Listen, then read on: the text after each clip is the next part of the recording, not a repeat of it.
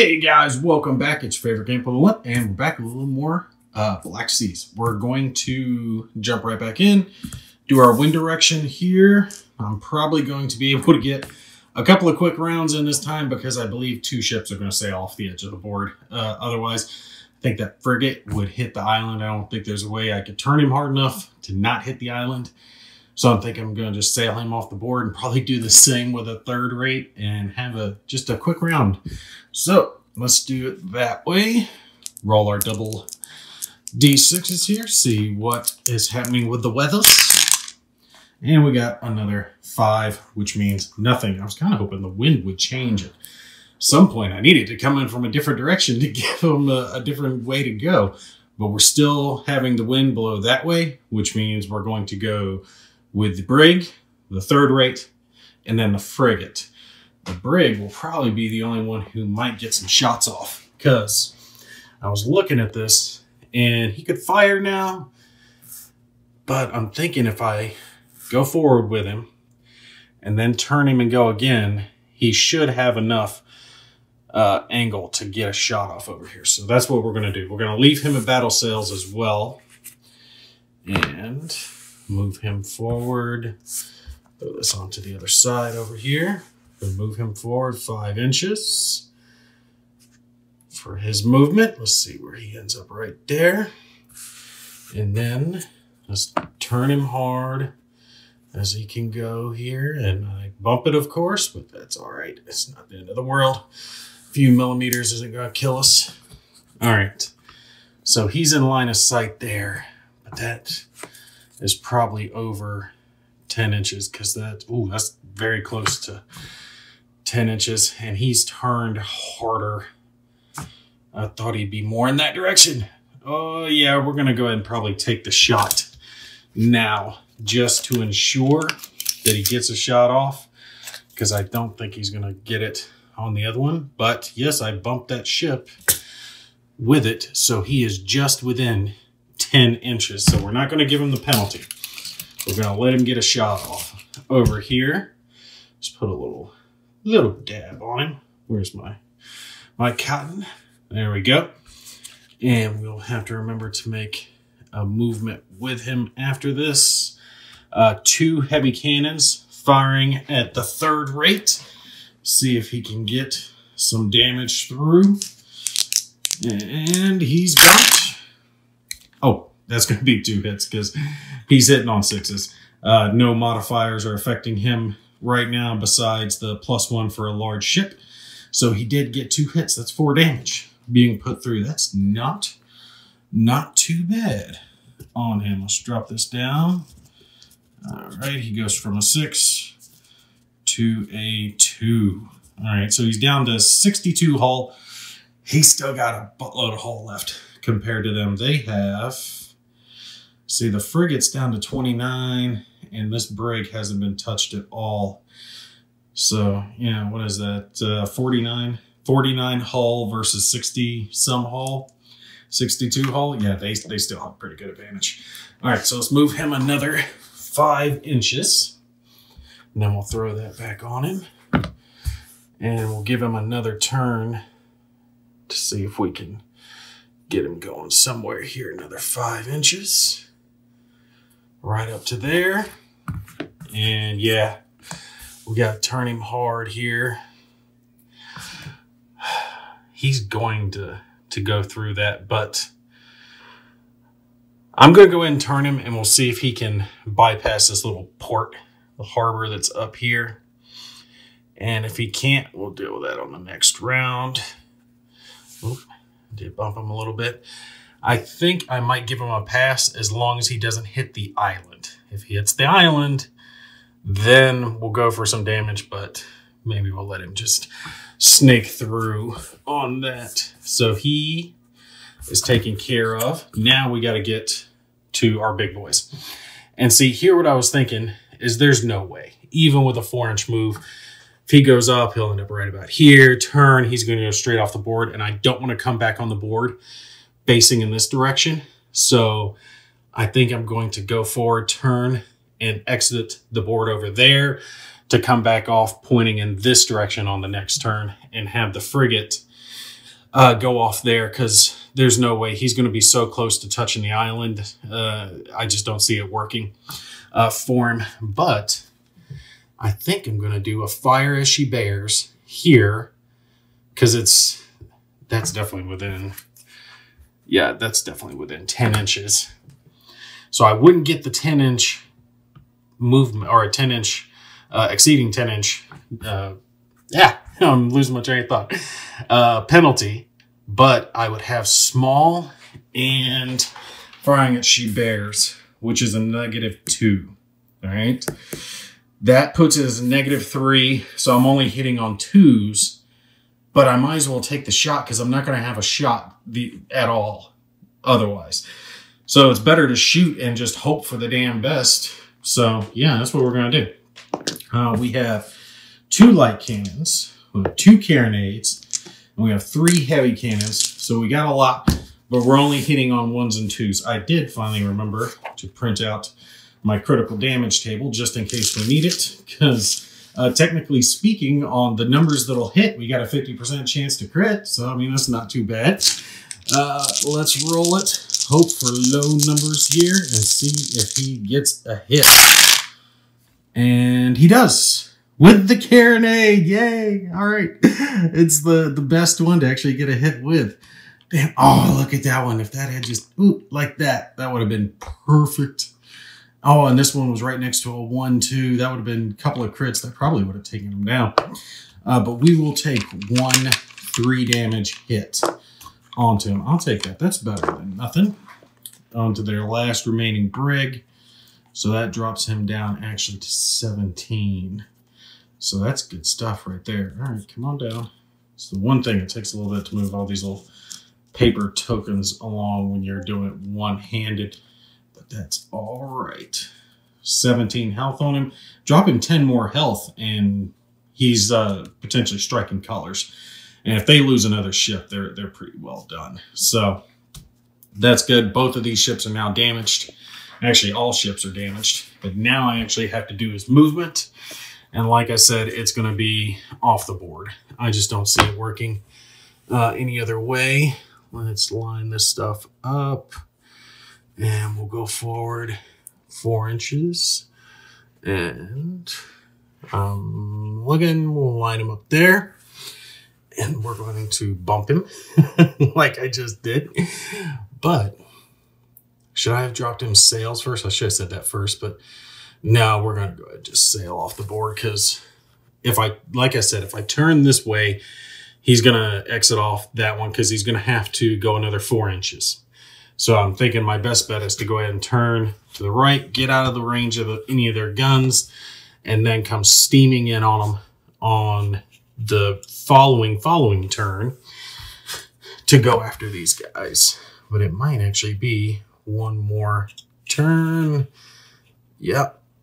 He's going to end up there at battle sails, and he will actually go off on the following turn. That's not too bad. I got 1 light cannon at the rear. I could take 1 extreme range shot.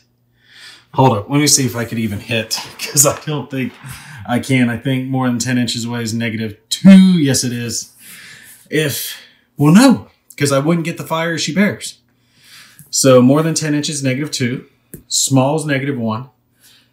So that's -3. So I'm still hitting on a 2. Might as well fire. Yeah. Yeah, let's do that. We're going to fire from both. So put a little cotton. It'll be his second set on him, so that's not a big deal. He fired from the left. He fired from the rear. Definitely over 10 inches. He does have to go for the brig. He can't choose the frigate due to the fact that it's a regular crew. It needs a veteran crew to pick targets. Otherwise, you're firing at the closest. But yeah, I'm hitting on 1s and 2s here. Might as well. I mean, there's no reason not to take the shot. So let's hope for the best. Give me a 1 here, baby. Come on, give me a 1. Audience, blow on the dice. There you go. All right. And 1. 7. No. Lucky number 7. And look, right next to it again. A 1. So close. Oh, well, I was kind of hoping to crit him. Now, they're going to get dropped down.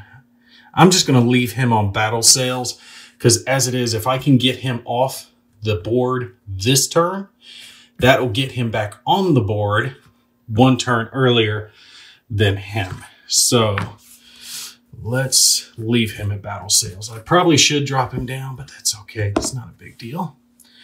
Let's put this at the front. Oh, I'm trying to line it up in an easy way here. All right, that's 5 inches poking out in front. So we're going to go forward to there, and the ship tips over as underwater squids come bursting out. And he's just going to turn just a little bit, and boom, he's off the board, which means he spends 1 round off the board, and then he comes back on right where he left off 1 round later. So I think I'm going to point him like such so he doesn't hit. So 1 round from now, he will go forward. He will leave the board. And then the next round, he'll come back on and all that will go on. So give the French a chance to kind of get together, and they might be able to like get real close to the 3rd rate and get on top of them. But getting close to the 3rd rate is a bad idea for them too. Unfortunately, he's going to come back on at light sails. So he's not going to be going fast, but that is all right. All right, and since that went quick, we're going to run 1 more quick round, finish up the brig and the 3rd rate, see what they're going to get. Let's roll for our weather for this round. Is it going to change? And we got a 4. No, it is not going to change. It's only a 2 or 3 or 11 or 12 that will cause the weather to change. Either to move, change the wind, or increase or reduce the amount of knots that you can make in a turn. Let's see. I believe the 3rd rate is lower this time, but it's not really going to matter. Actually, it is going to matter for our purposes, because otherwise that brig would have a chance to get a shot off. But the 3rd rate actually does have a chance to get a shot off again. We could give him that light cannon shot out of the rear before he goes off. Yeah. No, I can't do that because it's firing as she bears. Yeah, that would be -2 for over 10 inches, and -1 for the small ship. Total of -5 gives me a 0 chance to hit. Damn, I cannot take that shot. So yeah, 4 inches is definitely going to move us off the board. So he is off, and he has to spend a round off the board before he can come back on, and he will also be at light sails. So the way it's going to work is this guy's going to move, then the next turn he can come back on. After they've both gone again, then the 3rd rate gets to come back on. So that's why I went ahead and forced that frigate to move off. So let's see where this brig ends up for this video, because this is going to be close.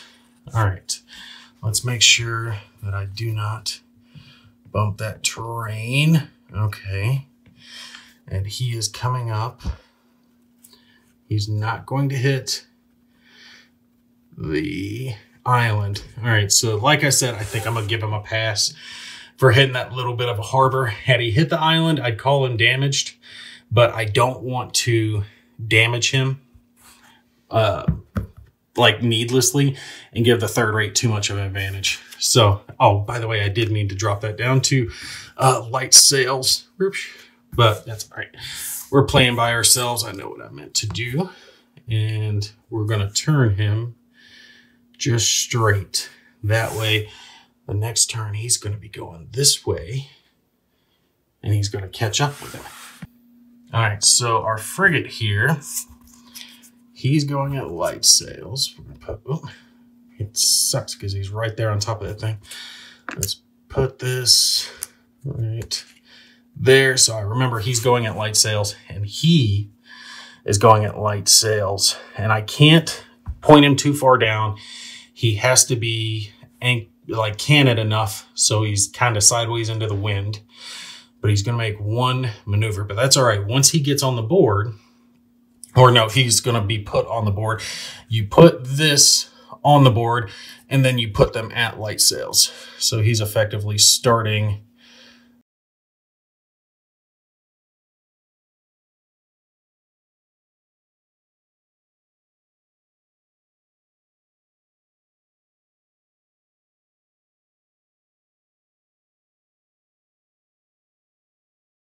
as such back onto the board. Okay, perfect. Now let's move him forward his 5 inches and then turn him, and they'll both be in a very nice position to catch that third rate as he comes back onto the board.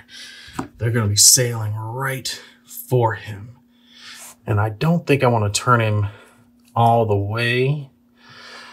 Have him head down just a little bit, because you see where the third rate's coming back on.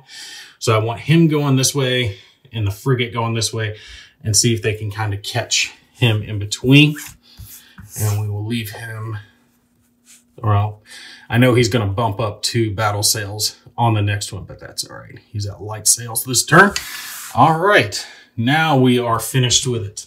So our next round, our third rate's going to come back onto the board, and he's going to be confronted by both the frigate and the brig. So essentially what happens is they leave the board and they turn around and they come back. They're just like making a U-turn off board. It is not like X-Wing, where if you fly off the board, you lose the ship, which actually is a game technique to try to beat your enemies by trying to force them to sail off, or fly off rather than sail off. You can't really do that on this, although that'd be kind of neat to like try to shore off the rudder or something like that, force them to sail off. But I am playing on a rather small mat, which is 3x3. I know it looks large, and of course, like, I'm driving myself nuts. I'm like, why did I have all the combat go on the farthest part away from me?